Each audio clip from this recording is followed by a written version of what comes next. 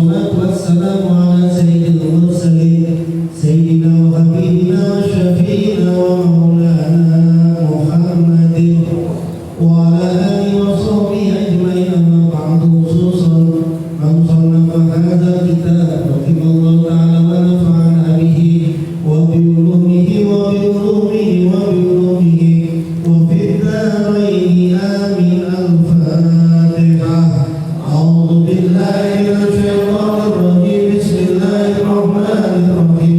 Alhamdulillahi rabbil alamin arrahmanir rahim maliki yaumiddin. Iyyaka na'budu wa iyyaka nasta'in ihdinas siratal mustaqim siratal ladzina an'amta 'alaihim ghairil maghdubi 'alaihim waladdallin. Amin. Bismillahirrahmanirrahim. Para asatidz, sahabat-sahabat sekalian, kita akan melanjutkan pembacaan kitab Hikam Ibnu Athaillah As-Sakandari, hikam ke-254.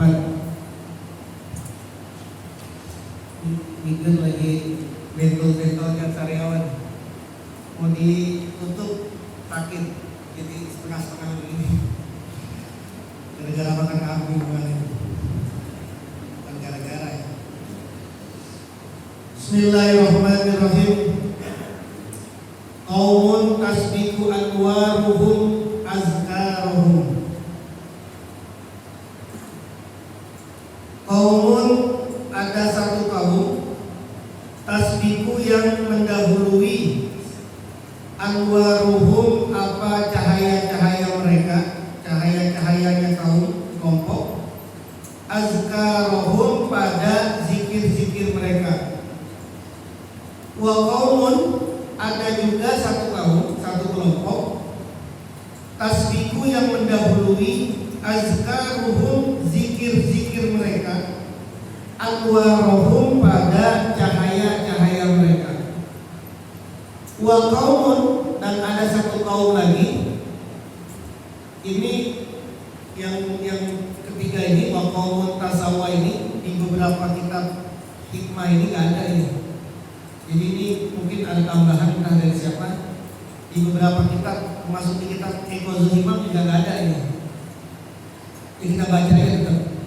Wa qaumun, dan satu kaum, tasawwa yang sama, azkaruhum apa zikir-zikir mereka, wa anwaruhum dan cahaya-cahaya mereka. Wa qaumun, dan satu macam kaum lagi, wa qaumun, dan satu kaum, la azkara, tidak ada zikir, wala anwara, dan tidak punya cahaya. Na'udzubillahi min zalik, kami berlindung kepada Allah min zalika, dari demikian itu. Ibnu Athaillah membagi kaum itu ada beberapa kelompok. Ketika orang berzikir itu, orang yang berzikir itu ada beberapa kelompok. Yang pertama, kelompok yang pertama adalah orang yang cahayanya mendahului zikirnya. Ini kelompok yang pertama ini. Jadi dia sudah punya kesadaran penuh kepada Allah, sudah punya taubat, bahkan sudah usul, sudah sampai kepada Allah, sudah makrifat kepada Allah, sudah punya khusyuan kepada Allah. Padahal dia belum zikir, belum ngerti, belum punya ilmu, belum punya apa. Tapi dia sudah punya itu, Nah ini yang kemarin kita bahas, yang beberapa tempo hari kita bahas, beberapa pertemuan yang lalu itu, ada orang yang belajar dari awal nih, lantai 1, lantai 2, lantai 3, lantai 4. Ada orang yang tidur di lantai 1, tiba-tiba dibawa ke lantai 4, di lantai 4 dibangunin. Ketika dia dibangun itu dia sudah di lantai 4. Dia tidak melalui tahapan-tahapan dulu, gak pakai belajar dulu, gak pakai wirid dulu, gak pakai mutolaah dulu, gak belajar kitab, tiba-tiba udah bisa baca kitab. Gak ngerti Allah itu namanya apa saja, sifat Allah itu apa saja, gak tahu dia. Tapi dia udah ketemu Allah langsung, udah punya kesadaran penuh kepada Allah, gak pakai belajar dulu. Nah ini kaum yang pertama nih, namanya al-majzubin, orang-orang yang ditarik sama Allah. Ada kaum yang dia belum zikir, belum ibadah banyak, belum berzikir secara banyak, nggak ngerti apa-apa, tapi cahayanya sudah sudah duluan. Ini yang biasa dialami sama orang-orang yang taubat. Yang dulu dia dulunya dia itu orang maksiat, dulunya dia orang yang mengerti agama apa-apa, tiba-tiba dia langsung dibawa oleh Allah dengan penuh kesadaran, langsung dia sampai kepada Allah. Sunan Kalijaga nggak pernah dia belajar apa-apa, belajar ma'rifat nggak pernah, belajar apa tidak pernah gitu ya. Tiba-tiba langsung ketemu Sunan Bonang, lalu kemudian dia di situ langsung dimahabbahin sama Allah, usul dia sama Allah, belum belajar zikir, belum belajar apa gitu. Itu orang yang cahayanya mendahului atas zikirnya. Ibrahim bin Adham, seorang wali kota, seorang gubernur, gak ngerti apa-apa, gak belajar wirid, gak belajar apa gitu. Tiba-tiba dia ketemu lagi berburu, terus kemudian dia ketemu sama sosok yang itu adalah jemaah dari malaikat, lalu dibilang, Ibrahim, engkau tidak dilahirkan oleh Allah untuk seperti ini. Cuma seperti itu saja dia, langsung dia berubah total, langsung dia insaf, berubah total, punya kesadaran penuh sama Allah. Baru kemudian dia berzikir. Jadi zikirnya sudah dalam keadaan makrifat, sudah dalam keadaan penuh kesadaran, sudah penuh kehusukan kepada Allah. Itu orang yang cahayanya mendahului atas zikirnya. Banyak cerita-cerita kayak begini. Ada ceritanya Fudail bin Iyad, seorang perampok, seorang pemabuk yang kemudian bertemu dengan satu kejadian, lalu tiba-tiba dia berhenti. Seketika itu juga langsung dia taubat dan nasuha. Baru kemudian dia berzikir dengan khusyuk, baru dia belajar agama dan sebagainya. Nah, itu satu kaum yang cahayanya diduluin, baru kemudian zikirnya. Yang kedua ini kaum yang zikirnya mendahului atas cahayanya. Ini kebanyakan orang nih, kayak kita nih, dari kecil mah ya bandel juga enggak, alim-alim banget juga enggak. Kita berzikir kepada Allah ini sedang mengejar cahaya. Yang dulunya zikir ini malas-malas. Dulu mah zikir malas, nggak ada rasanya, nggak ada apanya, nggak ada sentuhannya sama sekali zikir. Pokoknya mulai zikir itu ya sudah dalam keadaan nggak enak aja, dipaksa saja sudah. Sholat ya begitu saja, zikir ya begitu saja, baca Quran ya begitu saja. Tapi lama-lama naik tingkatannya. Yang tadinya dia nggak ada keinginan untuk zikir, kemudian dia berzikir. Yang tadinya zikirnya nggak punya rasa, kemudian naik menjadi punya rasa, punya kehusuan, punya kesadaran. Nah, itu orang yang zikirnya mendahului terhadap cahayanya. Dua-duanya baik karena dua-duanya ini sama-sama sampai kepada Allah Subhanahu wa taala. Sama-sama sampai. Cuma caranya saja yang berbeda-beda. Kalau yang tipe pertama tadi itu dalam Quran dikatakan wa yahtasyu bi rahmatihi may yasha.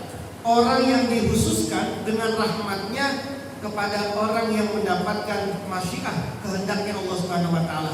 Ini orang nih, dia tidak pernah tahu apa-apa, tiba-tiba dibenturin sama Allah dalam sebuah kejadian yang luar biasa, dibenturkan oleh sebuah musibah, dibenturkan dengan kejadian apa? Bisa karena ketemu guru, bisa karena orang tuanya meninggal. Dulu dia cinta sekali dengan orang tuanya, cinta sekali dengan ibunya. Ketika ibunya meninggal, langsung drastis hidupnya. Banyak yang kayak begitu, yang dulunya gak mau sholat, yang dulunya balas zikir, ketika ibunya wafat langsung berubah menjadi total. Setelah itu baru dia mulai berzikir, mulai apa. Nah, itu contoh orang yang ditarik sama Allah,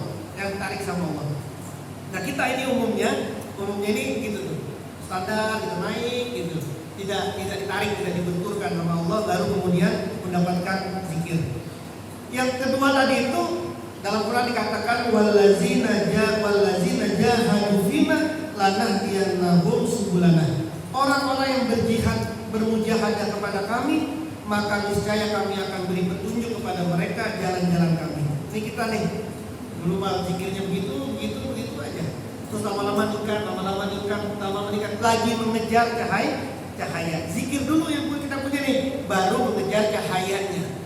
Ada orang tadi udah punya cahayanya dulu nih, baru kemudian dia mengejar zikirnya.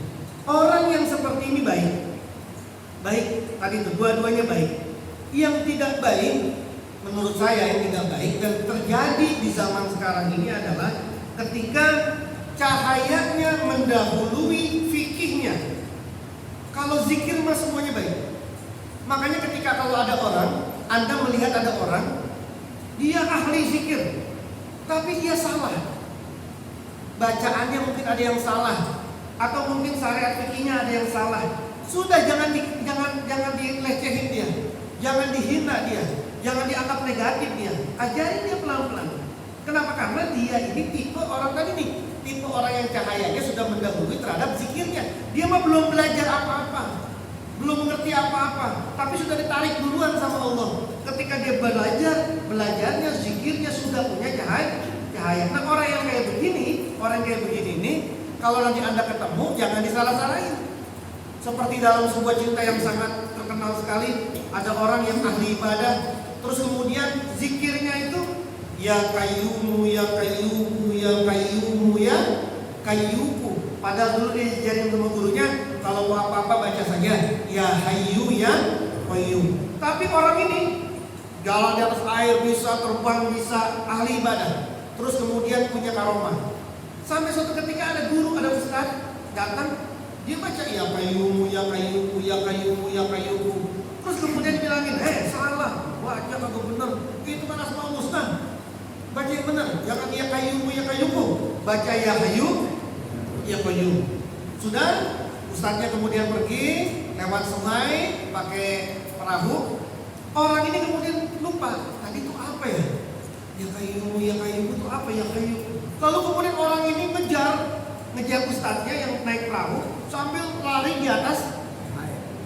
Ustaz, itu tadi apa sih ya qayyumu ya qayyum itu sebenarnya apa, saya lupa gitu. Nah ustaznya ini bingung, orang baca ini bisa terbang, kamu baca apa ini bisa begini? Kita dibaca ya qayyumu ya qayyum. Kata dia, sudah aja ya qayyumu ya qayyum. Ini orang yang dia cahayanya sudah dapat duluan, baru dapat zikirnya. Orang yang udah dapat zikirnya, mau dapat cahayanya, mau baca ya hayyu ya qayyum 1000 kali nggak dapat apa. Tapi ini orang sudah dapat cahayanya, baru dapat. Nah orang-orang yang kayak begini, jangan diapa-apain, jangan dihina, jangan dikucilkan. Kenapa? Karena dia cuma salah terhadap dirinya, bukan kepada orang-orang yang lain. Dia cuma terhadap dirinya. Nah yang tadi saya maksud yang terjadi banyak sekarang ini adalah ketika cahayanya mendahului hukumnya, cahayanya mendahului syariatnya, cahayanya mendahului adabnya. Ini yang bahaya nih yang sekarang, yang menurut saya bahaya dan sangat terjadi sekarang ini. Apa yang terjadi? Wong baru masuk Islam, baru hijrah kemarin, baru hijrah seminggu, udah bisa bilang maulidan halal, haram, ini bid'ah, ini nggak boleh, selawatan ini nggak boleh. Ini yang terjadi sekarang ini. Ini orang cahayanya sudah mendahului dia. Oke lah, langsung dia tobat tanpa surah, tapi kemudian hukumnya dibelakangin, adabnya dibelakangin. Maka sehingga yang terjadi saat ini seperti itu. Banyak orang-orang yang tiba-tiba dia insaf, lalu kemudian tidak belajar lagi yang lain-lain nih. Yang dipelajarin at-targhib wa tarhib, fikihnya juga begitu saja dipelajarin. Sehingga ketika ketemu sama orang yang tidak sesuai sama dia, yang terjadi adalah seperti itu. Kan sekarang terjadi kayak gitu. Sekarang malah lagi ramai banget ini di berita kan, ada mantan artis hijrah, lalu kemudian segala macam di haram-haramin, ini bid'ah, ini nggak boleh, gitu ya. Kenapa? Cahayanya mendahului atas hukumnya, atas adabnya. Itu merusak orang-orang yang sekitarnya. Kenapa? Karena tadi dia belum ngerti apa-apa, tapi semangatnya, jihadnya, keinginan besarnya terhadap Islam ini besar, tapi dia belum ngerti. Oh ternyata fikih itu banyak, oh ternyata hukum ini banyak, gitu ya. Nggak ngerti itu sehingga jihad aja sudah. Ada orang pakai celana nggak sampai mata kaki, nggak cingkrang, udah neraka itu. Hadisnya jelas itu. Orang yang guyalan itu, orang yang kakinya sarungnya, kainnya nyengser itu, guyalan neraka itu sudah. Hadisnya Sahih Bukhari itu. Udah nggak ada lagi hadis Bukhari itu, sudah di bawah Quran sudah itu. Jadi mau lawan apa lagi Anda? Hadisnya Sahih itu, gitu ya. Maka kemudian yang kagak cingkrang-cingkrang dikafir-kafirin, di neraka-nerakain gitu ya. Itu cahayanya mendahului terhadap, ini yang bahaya. Kalau orang tadi itu cahayanya mendahului atas zikirnya, dia tidak berefek kepada orang lain. Ini mah efeknya terhadap dirinya sendiri. Ya tadi kita lihat dia sholatnya, oh mungkin ada yang salah, bacaannya mungkin ada yang salah. Itu sudah dibenahin pelan-pelan. Tapi orang yang kayak begini mau zikir kayak apapun punya kehusuan yang lebih tinggi daripada orang yang sudah paham. Itu tipenya orang yang cahayanya mendahului terhadap zikirnya. Jadi kalau ketemu sama orang kayak begitu dalam toreko banyak nih kayak gini ikhwan-ikhwan nih. Banyak sekali orang-orang toreko seperti ini nih. Orang-orang yang nggak ngerti agama, nggak pernah nyantar, nggak pernah apa, tapi ketika lagi zikir, masya Allah sampai betul ya, hayatin betul, menghayati betul. Tapi ada yang salah mungkin dan sudah diajarin pelan-pelan. Gitu. Kalau kita kan zikirnya dulu baru cahayanya. Kalau cahayanya dulu nih dapatnya. Nah yang ketiga ada kaum yang zikirnya sama cahayanya sama. Jadi nggak mendahului apa-apa nih, bareng saja. Kalau orang yang bareng seperti ini, fa bi zikrihi yahtadi wa bi nurihi yuqtada. Dengan zikirnya dia mendapatkan hidayah dan dengan cahayanya dia mendapatkan tuntunan. Yang paling parah dan ini yang boleh terjadi adalah kaum yang zikirnya nggak ada, cahayanya juga tidak ada. Dia mendapatkan kenikmatan, nggak punya kesadaran bahwa nikmat ini dari Allah, bahwa kebaikan ini dari Allah. Tidak ada zikir, tidak ada cahaya. Ini yang dikatakan oleh Ibnu Athaillah dalam Hikam 254, yaitu 4 jenis orang ini. Di hikam selanjutnya, di hikam 255, Ibnu Athaillah menegaskan lagi, membedakan lagi, menjelaskan tadi perbedaan antara 4 orang tadi itu dengan kata-kata zakirun zakaroliyastaniru qalbuhu wa zakirun istanaro qalbuhu fakana zakirun. Ibnu Athaillah mengatakan zakirun, orang yang berzikir, zakaro yang berzikir. Siapa si zakir? Liyastaniro, agar menjadi terang, qalbuhu, apa hatinya si zakir. Wa zakirun, dan ada satu lagi orang yang berzikir, istanaro, sudah terang, qalbuhu, apa hatinya dia. Fakana, maka ada si zakir itu zakiron, orang yang ahli zikir. Jadi 2 tadi itu, ada orang yang cahayanya mendahului terhadap zikirnya, ada orang yang zikirnya mendahului terhadap cahayanya. Oleh Ibnu Athaillah ditegaskan lagi dalam hikam ini, ada orang yang berzikir agar hatinya menjadi terang, tapi ada orang yang berzikir hatinya sudah terang. Fakana zakiron, orang inilah yang disebut dengan orang yang ahli zikir. Kalau tadi orang yang zikirnya mendahului terhadap cahayanya, inilah orang yang berzikir agar zikirnya dia itu bisa menerangi cahaya, agar hatinya itu bisa terang. Tapi jenis tadi yang orang yang tadi itu jenis orang yang cahayanya mendahului terhadap zikirnya, inilah orang yang berzikir tapi hatinya sudah bercahaya.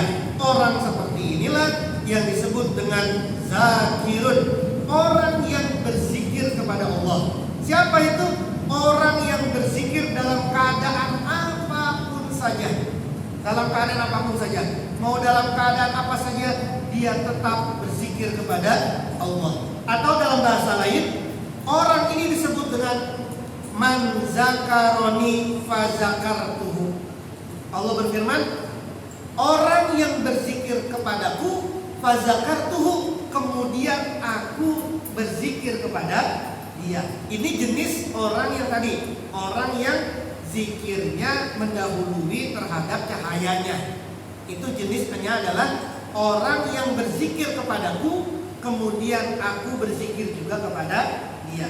Nah, jenis orang yang cahayanya mendahului terhadap zikirnya, ini adalah jenis waman zakartuhu fazakaroni. Orang yang aku ingat sama dia, kemudian dia pun ingat sama aku.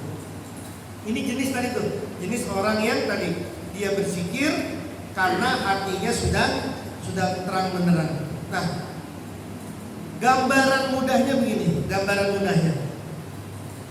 Kalau Anda berzikir, Anda mulai berzikir, lisan kita nih berzikir, tapi hatinya belum ada zikir, maka zikirnya kosong. Maka zikirnya sedang menunggu cahaya, sedang menanti cahaya.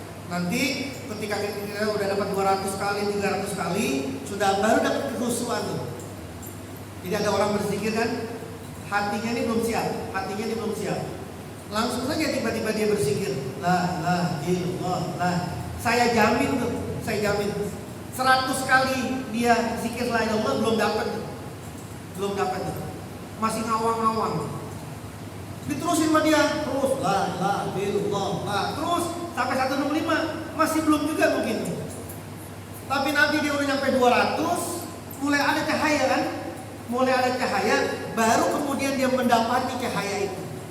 Nah, ini orang yang tadi tuh mengejar cahaya. Makanya kemudian kita punya dua zikir, ada zikir jahar, ada zikir khafi. Orang yang zikir khafinya aktif, maka ketika dia sudah mulai zikir, dia sudah ada cahayanya di sini. Jadi ketika dia zikir la ilaha illallah, itu dia sudah bercahaya. Kenapa? Karena dia sudah ada zikirnya di dalamnya. Sudah tidak kosong gitu. Maka ketika orang yang seperti ini, dia baru dapat 3 kali saja, 4 kali itu sudah dapat kehusuan, sudah dapat hadrohnya sudah dapat. Beda tadi tuh. Makanya di dalam syariat setiap sholat itu ada qobliyahnya. Tidak semua sholat ada ba'diyahnya. Kenapa? Sebelum Anda masuk ke sholat fardu, sholat sunnah dulu, ngumpulin cahaya,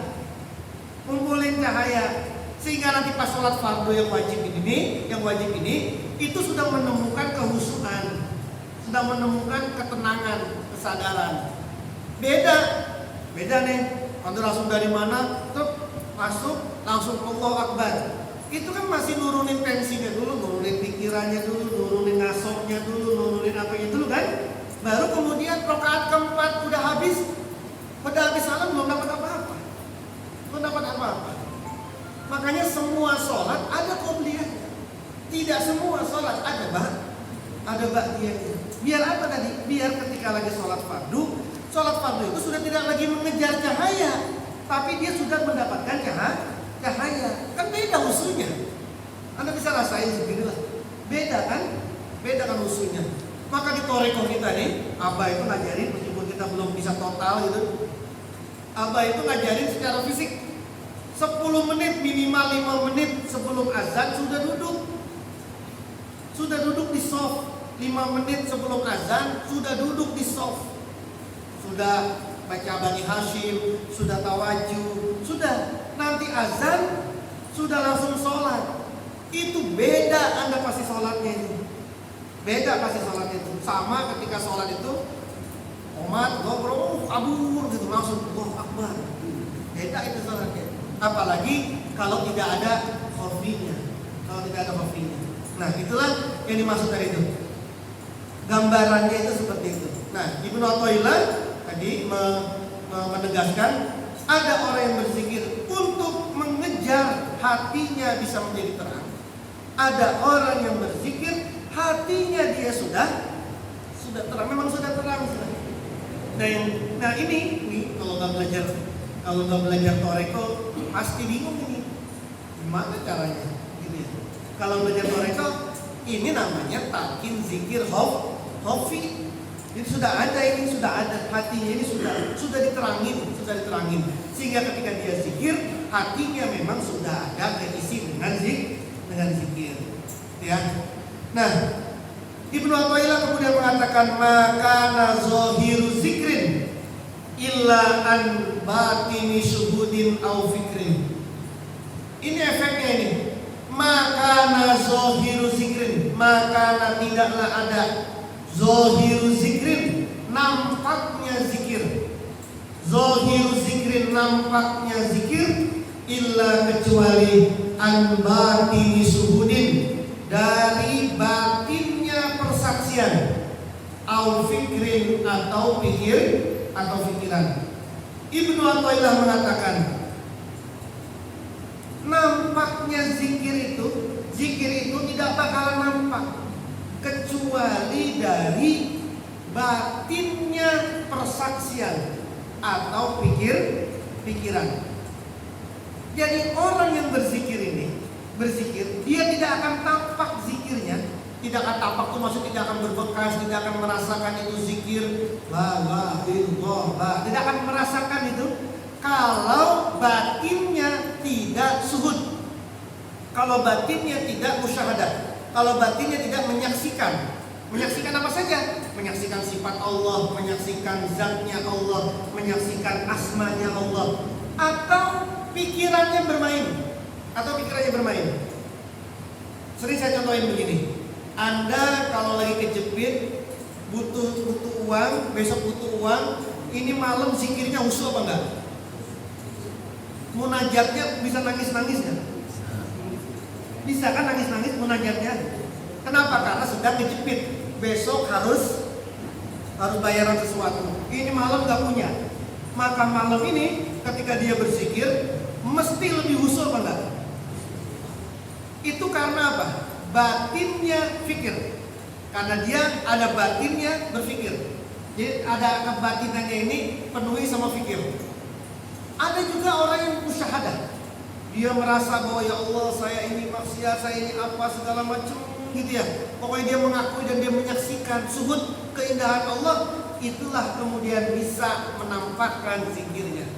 Tapi kalau batinnya kosong, tidak ada suhudnya, tidak ada fikirnya, mau baca apa saja nggak akan nampak itu. Baca Quran. Ini kayak orang yasinan mana-mana, nggak ada batinnya, nggak ada suhudnya, nggak ada fikirnya. Ya sudah baca yasin begitu saja. Yasin Quran lazim dengan ganggu salingalah bunyi handphone terus kemudian terus saya sudah begitu, nggak nampak. Pasti kita semua bisa kok bedain,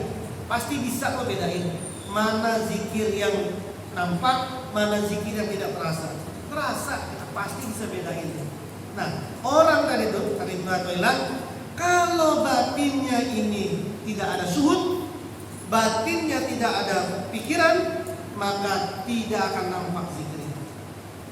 Jadi orang kalau mau zikirnya nampak itu, zikirnya merasa, zikirnya terasa, zikirnya membekas, zikirnya ini bisa membuat dia hadrah itu, ya syaratnya dia harus suhud atau dia punya pikiran. Tanpa dua ini kosongnya. Jadi ada orang yang menghusukkan diri. Ketika dia zikir, menghusukkan diri, langsung membayangkan Allah yang maha ini. Kemudian membayangkan, ya Allah, saya ini ahli maksiat. Lalu kemudian gara-gara itu zikirnya semakin mantap, zikirnya semakin terasa ke dalam. Tapi kalau nggak ada itu tadi, ya sudah, la ilaha, kosong aja, sudah kosong. Kalau kosong nggak ada apa-apa, ya nggak akan membekas apa-apa. Jadi kalau tadi mau ditanya, bagaimana sih caranya agar hati kita ini khusyuk, zikir kita ini khusyuk? Apa sih caranya? Caranya adalah batinnya harus ada suhud, batinnya harus ada pikiran. Orang-orang tertentu disengajain sama Allah, dibenturin dulu hidupnya sama Allah, dibikin susah terus sama Allah, biar munajatnya khusyuk, biar doanya khusyuk, biar sholatnya khusyuk, biar zikirnya khusyuk, dibenturin terus, disusahin terus. Nanti ketika dia sudah terbiasa khusyuk, baru kemudian dinaikin. Ada orang yang laris banget, usahanya laris, sampai dia lupa sama Allah. Cara Allah untuk mengingetin adalah dihancurin dulu usahanya nih. Dibikin sepi dulu dagangannya, dibikin ambruk dulu, ditipu dulu, baru kemudian dia balik lagi kepada Allah. Dari situ diulang-ulang sampai kemudian dia mengatakan bahwa setiap dia zikir harus mendatangkan suhud dan fikir. Tanpa dua ini zikir menjadi tidak akan tampak. Itulah yang dikatakan oleh Ibnu Athaillah dalam ketiga hikmahnya itu. Ya, wallahu a'lam bishawab. Mohon maaf ini ya, ini ngomong ini nggak ini itu apa hikam ini tinggal selembar lagi. Jadi mungkin 3 kali atau paling banyak 4 kali pertemuan mungkin sudah hatam kali ini hikam. Dan bagi saya dan juga mudah-mudahan bagi Anda, hikam hatam ini udah luar biasa berkah. Sulit orang bisa menghatamkan hikam ini 3 kali 4 kali ini. Maka itulah yang membuat saya sampai sekarang masih azam. Bagaimanapun caranya, mudah-mudahan Allah ngasih kehendaknya, masyianya, saya mau menghatamkan hikam ini langsung di makomnya Ibnu Athaillah di Mesir. Mau sendirian aja nggak apa-apa nanti. Sendirian aja, sudah saya terbang aja ke Mesir gitu. Nanti mau menghatamkan. Kalau nanti sampai menjelang hatam belum juga bisa karena penerbangan segala macam, mungkin saya akan sisain satu hikmah, kemudian kita akan lompat ke mukatabahnya Ibnu Athaillah, korespondensinya, surat menyuratnya Ibnu Athaillah dan munajatnya Ibnu Athaillah, sampai nunggu nanti kehendak Allah saya bisa ke sana gitu ya. Jadi pengen sekali ini hikam ini. Ada berapa sih? 200 sekian ya. Itu 4 tahun mungkin kita baca ini, nggak terasa ya, 4 tahun. Jadi mohon doanya lah, mohon doanya. Ya kalau mau ikut juga silahkan. Kita enggak, saya ikut semua sendirian, mau terbang ke sana. Kita mau baca, saya mau baca hikam terakhir hataman, mau baca di makomnya Ibnu Athaillah.